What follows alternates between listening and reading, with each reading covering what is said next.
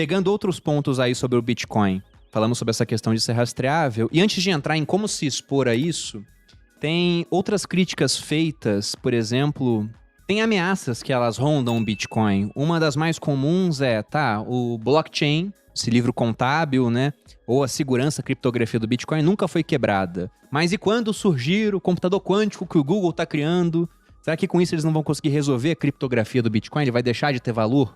Porque hoje ele tem valor porque ninguém consegue pegar aquele negócio. Né? Mas se de repente um computador quântico consegue quebrar a criptografia, consegue confiscar bitcoins, essa é uma ameaça real? Ela é facilmente contornável caso ela venha a se tornar remotamente próxima de ser real. Porque hoje ela é tão distante, que nenhum dos sistemas que dependem de criptografias similares à criptografia que o Bitcoin utiliza estão sequer preocupados com isso. Porque A criptografia que os bancos usam é mais frágil do que a do Bitcoin? Ou é a mesma coisa ou é um pouco mais difícil? Por exemplo, se os computadores quânticos entrassem em cena, os bancos também estariam muito prejudicados com isso. Né? A criptografia de curva elíptica, que é usada para gerar um par de chaves, né? Ela é utilizada em todo tipo de aplicações. Quando você usa a internet e se autentica com o servidor para saber que o servidor é ele mesmo, quando você confia que sua senha está sendo trafegada de forma criptografada, a própria criptografia dos dados nos bancos de dados secretos, né? É a mesma que o Bitcoin utiliza. Então, se isso for quebrado, o problema seria muito maior. O mundo entraria em colapso. Só que muito antes disso, já existem algoritmos criptográficos que são computacionalmente mais dispendiosos, por isso não são utilizados, que podem substituir os algoritmos atuais. Mas os algoritmos atuais são perfeitamente seguros ante a predição do que pode vir a ser um dia a ameaça do computador quântico. Resumindo, se der merda pro Bitcoin, vai dar merda pra todos os outros todo bancos. mundo. Antes Antes disso. Acho que é bem assim, a gente já resume, entendeu? De fato, não seria uma ameaça só para o Bitcoin. O Bitcoin provavelmente seria o menor dos problemas caso isso venha a se tornar realidade. Essa é uma das razões que certamente seria possível fazer um hard fork do Bitcoin. Assim, olha, daqui 20 anos, a rede vai fazer um período de transição de tal algoritmo criptográfico para esse outro que é resistente à computação quântica, porque provavelmente nos próximos 200 anos a gente prevê que vai ser possível quebrar a criptografia do Bitcoin. Vai ser mais ou menos assim. Ou seja, você altera o protocolo, você pega esse hard fork, fork seria garfo em inglês, É como se criasse um novo Bitcoin e abandonasse o antigo. Mas todo mundo tem que embarcar. Esse é uma das forças do Bitcoin, o fato de que trazer todo mundo a bordo de uma mudança é logisticamente impossível, a não ser que assim, esteja todo mundo interessado absolutamente na mudança. Por exemplo, ninguém quer ficar no Bitcoin que vai ser atacado por um computador quântico. Quem quiser ficar, que fique. Não é que ele morre, ele continua existindo. Mas vai ser atacado. Pode ser atacado. Bom, aí, boa sorte. provavelmente Quando vai... ele bifurca, você fica tendo... Se você tinha um Bitcoin aqui, você passa a ter um Bitcoin aqui também. Aconteceu com o Bitcoin Cash, com o Bitcoin Gold. Como é que foi essa história? Dá uma breve resumida aí. Foi praticamente uma guerra, né? Foi um teste, uma prova de fogo que o Bitcoin passou em 2017.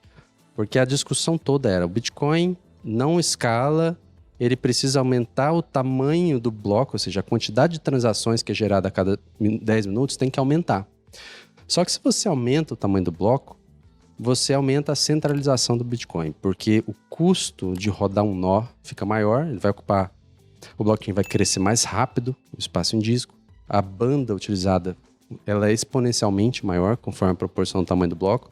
E o custo de CPU de validação das transações também aumenta. Então, ao invés de você validar no seu computador de casa, você vai ter que comprar um servidor mais profissional para poder participar da rede Bitcoin. Então, diminui a descentralização. Mas não foi nem isso que venceu o argumento. Foi a força do status quo. Porque tinha apoio de empresas gigantescas, inclusive Coinbase, né, a maior corretora dos Estados Unidos, e várias outras. A maior mineradora do mundo também era pró-aumento do tamanho de bloco, estava no lado dos big blockers, né? E toda essa força econômica não foi suficiente para fazer a rede mudar. Prevaleceu o rumo que já existia, que era o tamanho de bloco que já estava, de 1 megabyte, e o que eles conseguiram foi fazer um soft fork, que foi uma restrição das regras compatível com as regras que já existiam, né? E não uma ampliação das regras incompatível que ia gerar uma bifurcação. Em efeitos práticos, o que aconteceu com quem tinha Bitcoin? Quem tinha um Bitcoin na rede principal, que é essa que segue até hoje, quando ela bifurcou o Bitcoin Cash, quando os desenvolvedores do Bitcoin Cash alteraram uma regrinha lá que mudava o tamanho de bloco, eles já nasciam com um Bitcoin Cash também nessa outra rede. Depois o Bitcoin Cash bifurcou ele mesmo. Aí agora você tem o Bitcoin Cash, o Bitcoin Satoshi Vision. O Bitcoin Satoshi Vision bifurcou de novo. E aí todo mundo que tinha um Bitcoin aqui nesse tronco principal, quando bifurca ele tem um Bitcoin nesse tronco, quando bifurca ele tem um de cada. Meio que vira uma cópia, né? Você ganha uma cópia do que você tinha no outro protocolo. Ele faz exatamente uma cópia da história do blockchain todinha, é herdada para esse novo protocolo. E o que muita gente fez foi vender seus Bitcoins Cash por Bitcoin. Opa! Eu tinha um Bitcoin, agora o Bitcoin Cash está 20 centavos de Bitcoin, agora eu tenho 1.2 Bitcoins e 0 Bitcoin Cash. Eu lembro disso, porque eu já tinha, né? O Bitcoin, começou a acontecer essa série de forks, foi um seguido do outro. Foi bem rápido. E aí o pessoal tava falando que era quase como se estivesse ganhando dividendos do Bitcoin. Porque ele começava a te dar essas novas moedas, você poderia pegar e vender essas moedas e comprar mais Bitcoin, ou manter elas lá, imaginando que elas talvez fossem vencedoras no processo de longo prazo.